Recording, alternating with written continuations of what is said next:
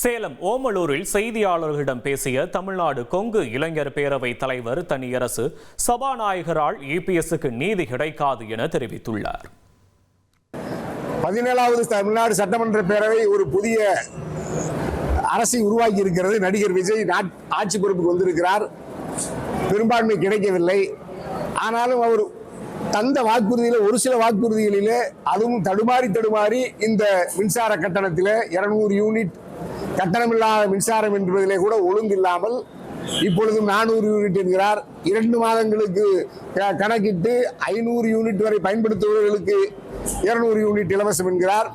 எந்த வாக்குறுதியிலும் தெளிவில்லாமல் ஏற்கனவே ஒரு வாக்குறுதியில சொன்னார், நான் ஆட்சி பொறுப்புக்கு வந்தால் வீடு இல்லாதவர்களுக்கு வீடு, கார் இல்லாதவர்களுக்கு காரு, இருசக்கர வாகனம் பைக் வேணுங்கிறதுக்கெல்லாம் பைக் தர்றேன்னு சொன்னாரு. 2500 ரூபாய் மகளிருக்கான உரிமை தொகையை உயர்த்தி வழங்குவதாக சொன்னார்.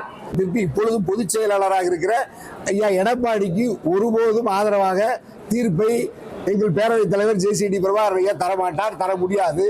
ஏனென்றால் அவர் சார்ந்திருக்கிற அவர் எந்த கட்சி அவரை சபாநாயகராக்கியதோ அதை அவர்கள் விரும்புகிறவரை அதை ஏற்க மாட்டார். ஆகவே வேலுமணி CV சண்முகய்யா அணிக்கு பேரவைத் தலைவர் ஆதரவு நிலைப்பாட்டை எடுப்பார். இந்த விடயத்தில் எடப்பாடிக்கு நீதி கிடைக்காது. ஏற்கனவே எடப்பாடி பல பேருக்கு நீதியை மறுத்தார். இப்பொழுது அவரே நீதி மறுக்கப்பட்டு தண்டிக்கப்படுகிறார்.